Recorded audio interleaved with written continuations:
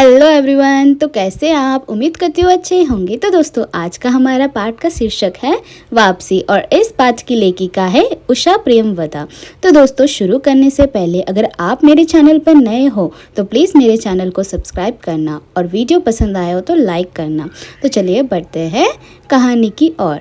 तो गजदर बाबू 35 वर्ष तक रेल की नौकरी करके अवकाश प्राप्त हुए थे और वे अपने घर वापस लौटने की तैयारी में लगे हुए थे।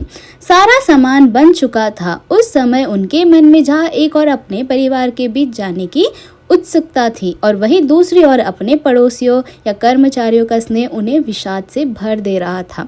गणेश जी गजदर बाबू का बड़ा ख्याल रखता था। वह उनके लिए बेसन का लड्डू बना दिया था। सांसारिक दृष्टि से उनका जीवन सफल था। उन्होंने शहर में एक बड़ा मकान बनवा लिए थे। बड़े लड़के अमर और क्रांति की शादी कर चुके थे। 2 बच्चे ऊंची कक्षाओं से पढ़ रहे थे। बच्चों की पढ़ाई के कारण पत्नी अधिकतर शहर में रहती थी और उन्हें अकेला रहना पड़ता था। उन्हें इस बात की अत्यंत खुशी थी कि अब वे अपने परिवार के साथ सुख से रह सकेंगे। और गजदर बाबू स्नेही व्यक्ति थे। अपने आसपास के लोगों से उनका मधुर व्यवहार था। बीच बीच में जब परिवार उनके साथ रहता था तो वह समय उनके लिए असीम सुख का होता था। छुट्टी से लौटकर बच्चों का हंसना बोलना, पत्नी का दोपहर में देर तक उनके खाने के लिए प्रतीक्षा करना और उनका सजल मुस्कान, सब कुछ याद करते हुए उनकी उदासी और बढ़ जाती थी। बहुत सारे अरमान लिए गजदर बाबू अपने घर पहुंचे और इतवार का दिन था, यानी रविवार का दिन था। गजदर बाबू के सभी बच्चे इकट्ठे होकर घर में नाश्ता कर रहे थे।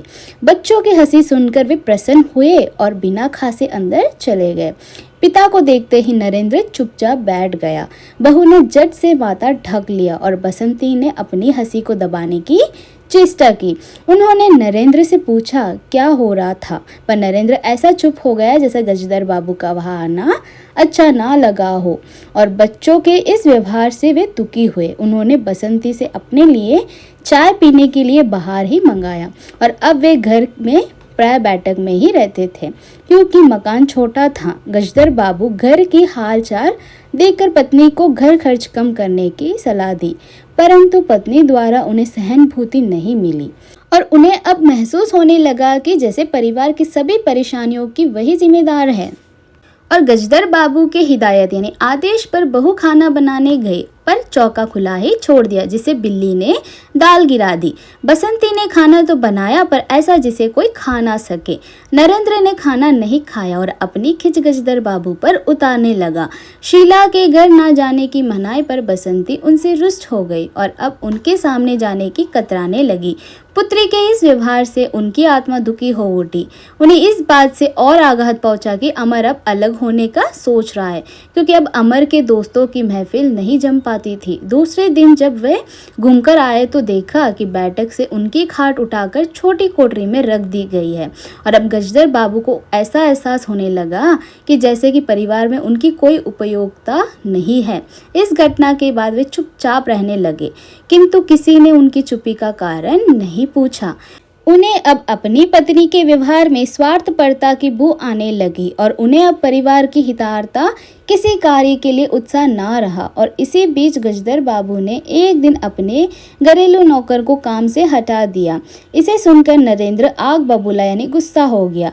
यह सब देखकर उनका मन विचलित हो उठा और उन्होंने मन ही मन तय किया कि अब उन्हें यहाँ नहीं रहना है। और अवकाश प्राप्ति के बाद रामजी मिल वालों ने उन्हें अपनी चीनी की मिल से नौकरी का प्रस्ताव दिया था, लेकिन उन्होंने परिवार के साथ रहने की कल्पना के कारण स्वीकार नहीं किया था। अब उन्होंने उसके लिए रजामंदी भेज दी। उन्होंने पत्नी से कहा कि क्या वह भी उनके साथ चलेगी, परंतु पत्नी ने इनकार कर दिया। गजदर बाबू पारिवारिक सुख से वंचित और निराश होकर रिक्शा पर बैठ गए। उनका बिस्तर और असबाब लाद दिया गया और उन्होंने एक नज़र परिवार पर डाली और इतने में रिक्शा चल पड़ा। परिवार के सभी लोग प्रसन्न हुए और गजदर बाबू की चारपाई घर से बाहर निकाल दी गई। तो दोस्तों यह थी कहानी। आपको कैसे लगी मुझे कमेंट सेक्शन में ज़रूर बताना।